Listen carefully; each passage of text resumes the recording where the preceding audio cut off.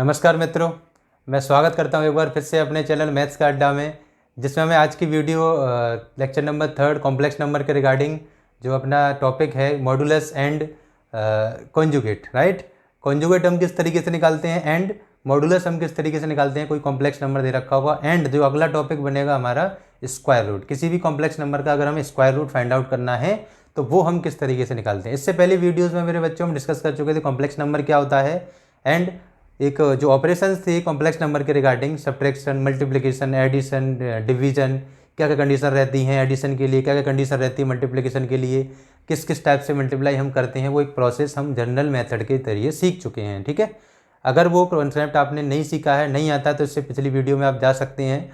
और अगर आपने वो वीडियोस नहीं देखी हैं तो अपना डिस्क्रिप्शन में जाएँ तो मैं उसका लिंक मैंने उस पर सेंड कर दिया है। आई होप वहाँ से आपको मदद मिल जाएगी अब आगे का जो लेक्चर है उसको समझने के लिए। राइट, क्योंकि अब जो लेक्चर है बच्चों वो समझ में आएगा जब आपने पहले लेक्चर मेरे अच्छे से थोड़े बहुत देखे हों। ठीक है ना बच्चों, आगे बढ़ते हैं हम कि अगला जो टॉपिक है हमारा that is conjugate. Complex number में अपना जो टॉपिक बनता है conjugate of a complex number, conjugate of a complex number. तो मेरे प्यारे बच्चों, इतनी बात आप जानते हैं कि कोई कॉम्प्लेक्स नंबर जो z होता है वो e प्लस आई वी की फॉर्म में रिप्रेजेंट किया जाता है।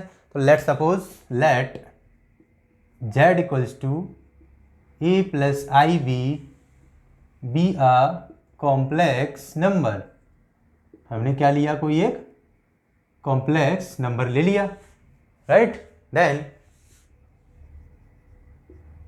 द कॉन्जुगेट ऑफ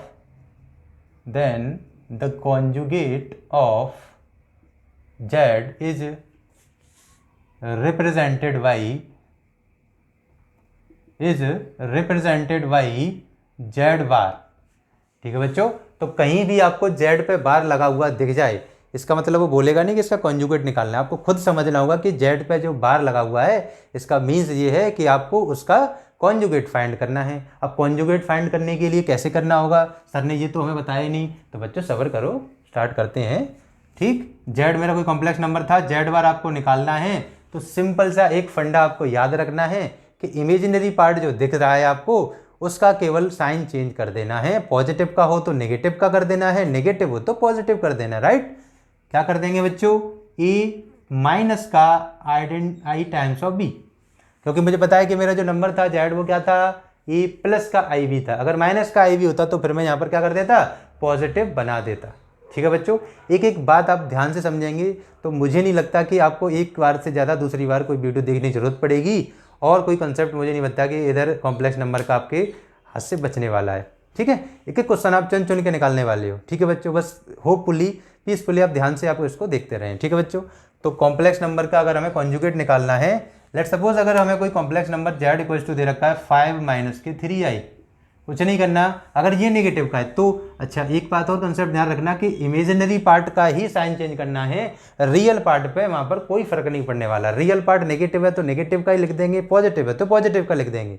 बस साइन जो चेंज होने वाला है कॉन्जुगेट होने के बाद वो किसका होगा, इमेजिनरी पार्ट का। ये अपना real part as it is बना रहेगा एंड इधर हमें पता है कि नेगेटिव है तो पॉजिटिव बना देंगे, अगर पॉजिटिव का साइन होगा तो नेगेटिव बना देंगे। इसी को कहते हैं हम conjugate.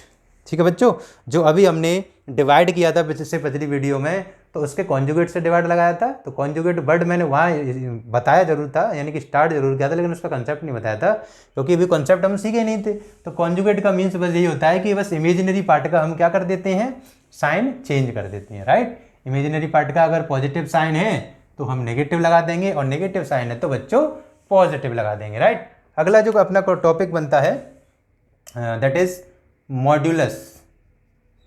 Modulus of complex number. तो जैसे जनरली मॉड्यूलस हमें पता है कि मॉड हम कब इस्तेमाल करते हैं कि अगर कोई एरिया है ना, एरिया अगर हमें दिया हुआ है तो एरिया को रिप्रेजेंट करने के लिए, एरिया की वैल्यू निकालने के लिए मॉड्यूलस इस्तेमाल करते हैं। क्यों करते हैं, क्योंकि हमें पता है कि area can never be in negative, है ना, नेगेटिव में कभी भी नहीं आ सकता, इसीलिए हम उसमें मॉड्यूलस का इस्तेमाल करते हैं। मॉड्यूलस क्या करता है कि अगर एरिया नेगेटिव का आ रहा है तो उसको पॉजिटिव में कन्वर्ट कर देता है। राइट, तो इधर मॉडुलस का मीन्स वो नहीं है जो आप अपना अब तक सीखते आ रहे हो, वो रियल नंबर तक वैलिड था। इधर हमारे पास अगर कोई let suppose z equals to complex number है a प्लस आई बी, ठीक है बच्चों, तो मॉडुलस तो वैसे लगाने का तरीका तो वही रहता है, दोनों तरफ दो डंडे लगा देते हैं लंबे लंबे, ठीक है। तो कॉम्प्लेक्स नंबर का अगर हमें मॉडुलस निकालना है तो उसके लिए हम क्या करते हैं, जो हमारा रियल पार्ट है, रियल पार्ट ऑफ z, ठीक है बच्चों, इसका square plus imaginary part of z। अब z क्या है, z वही जो क्वेश्चन में कॉम्प्लेक्स नंबर दे रखा है आपको या पूछा है उसका, है ना, किसका हमें मॉडुलस निकालना है, उसी के रियल पार्ट का स्क्वायर प्लस उसके इमेजिनरी पार्ट का स्क्वायर। तो यहाँ से हमें क्या मिलेगा बच्चों, ए स्क्वायर प्लस बी स्क्वायर। भूल से भी कभी आई मत ले लेना साथ में, क्योंकि हमें पता है कि आई अगर साथ में ले लिया तो आई इंटू आई स्क्वायर बन जाएगा, तो आई स्क्वायर की वजह से यहाँ पर साइन चेंज हो जाएगा, तो फिर आपका आंसर जो है वो गलत हो जाएगा। जो आपको मैंने बताया बार बार कि आपको जो पार्ट की बात करें, रियल पार्ट और इमेजिनरी पार्ट, तो उसके लिए रियल पार्ट के लिए तो हम पहली वाली वैल्यू रियल वैल्यू लेते हैं, इमेजिनरी के लिए आई साथ में नहीं लेते हैं। इमेजिनरी नंबर की बात करें तो ये पूरा नंबर होगा, लेकिन बात करूँ इमेजिनरी पार्ट क्या हो गया, तो यहाँ पर फिर जो इसका कोफिशिएंट होगा आई का, दैट इज बी की जगह पर कोई भी कांस्टेंट वैल्यू हो सकती है, 2, 3, 4, नेगेटिव की, पॉजिटिव की, स्क्वायर रूट की, वो यहाँ पर यूज हो जाएगी। Is that clear? इसका स्क्वायर कर देंगे, फिर उसका स्क्वायर रूट अपना जानते ही, अगर स्क्वायर रूट पॉसिबल है तो निकालो, वरना एज इट इज छोड़ दो। Is that clear? तो इस तरीके से हम क्या निकाल सकते हैं बच्चों, कॉन्जुगेट निकाल सकते हैं, राइट। अब आता है बेटा अपना मेन कंसेप्ट कि अगर हमें कोई वैल्यू दे रखी है, कोई कॉम्प्लेक्स नंबर दे रखा है, तो किसी कॉम्प्लेक्स नंबर का हम स्क्वायर रूट कैसे निकाल सकते हैं, राइट। ये अपना जो कंसेप्ट है बच्चों थोड़ा सा कह सकते हैं कि टिपिकल है, लेकिन अगर आप ध्यान से समझेंगे तो मुझे नहीं लगता कि ये बिल्कुल भी टिपिकल लगेगा, ठीक है। कंसेप्ट को अगर आप ध्यान से समझते हैं, मैथमेटिक्स इतनी प्यारी है कि अगर आप ध्यान से करते जाएं, कंसेप्ट वाइज करते जाएं, बैक टू बैक आप क्वेश्चन लगाते जाएं, प्रैक्टिस करते जाएं, तो मुझे नहीं लगता कि मैथमेटिक्स में आपको कहीं भी प्रॉब्लम होगी, ठीक है।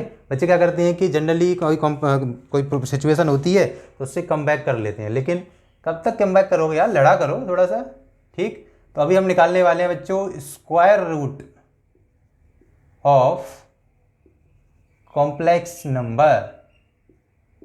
किसी भी कॉम्प्लेक्स नंबर का अगर हमें स्क्वायर रूट निकालना है तो जनरल तरीके से नहीं बताऊंगा, एक एग्जांपल लेके बताता हूँ, ठीक।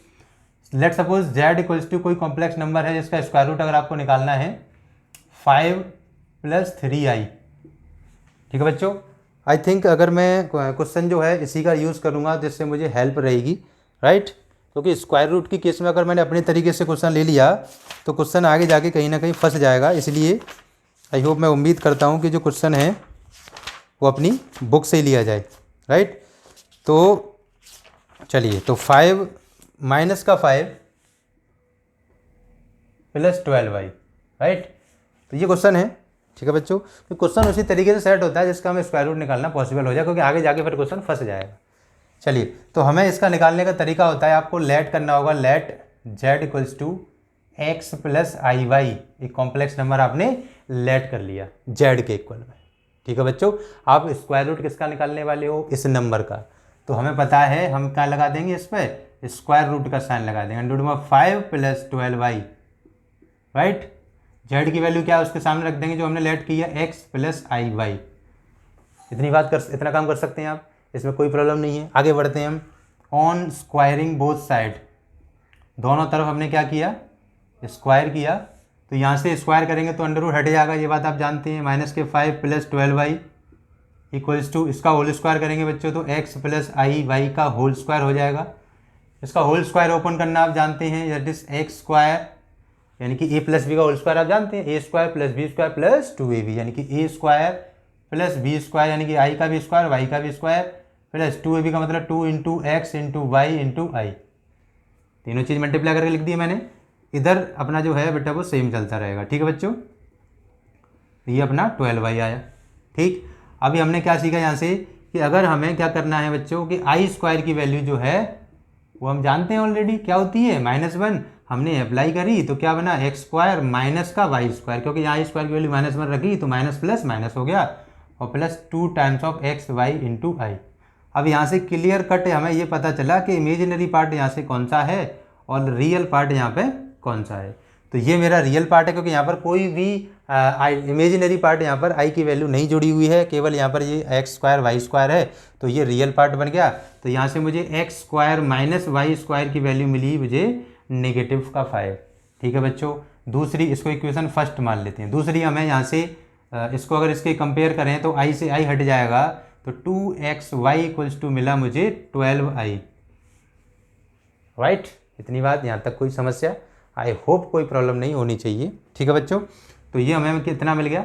उसके बाद हम आगे बढ़ते हैं, इक्वेशन इसको सेकंड मान लिया हमने।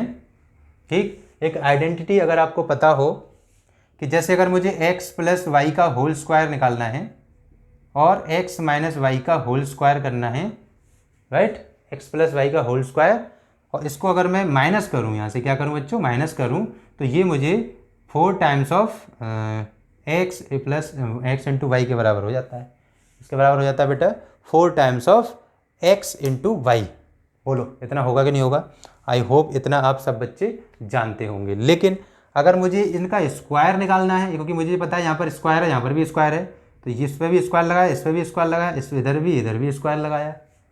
क्लियर?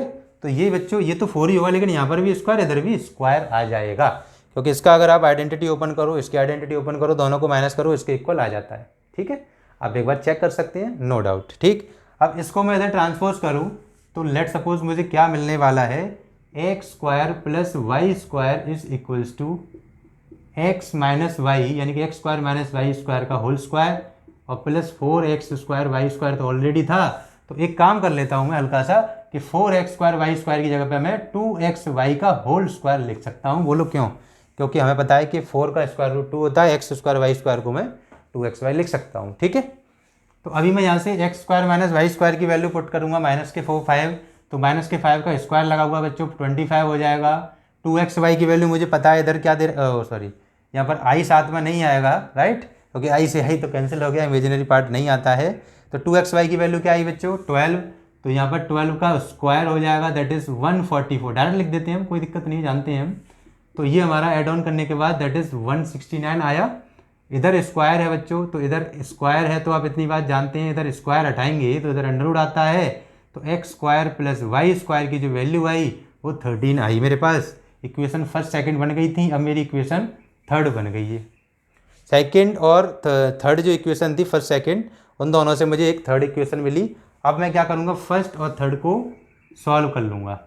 ठीक, फर्स्ट और थर्ड मैंने सॉल्व करी, ये वाली फर्स्ट है, तो यहाँ से अगर मैं इन दोनों को ऐड करता हूँ तो एक्स स्क्वायर वाला टर्म सिमिलर है, वाई स्क्वायर वाला सिमिलर है, लेकिन ये ऐड करने पे यही कैंसिल हो जाएगा, तो मुझे साइन चेंज करने की कोई ज़रूरत नहीं।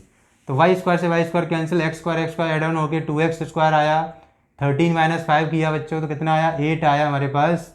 2 का डिवाइड लगाया तो एक्स स्क्वायर इक्वल्स टू मेरे प्यारे बच्चों 4 आया, एक्स की वैल्यू प्लस माइनस की 2 आई, क्योंकि अंडर रूट इधर जाएगा एक्स स्क्वायर से, तो 4 अंडर रूट से बाहर निकलता है, तो प्लस माइनस की वैल्यू 2 देता है। Is that clear? अगर इस वैल्यू को मैं किसी भी इक्वेशन में रखूँ, लेट सपोज अगर मैं सेकंड में पुट करता हूँ, पुट एक्स इन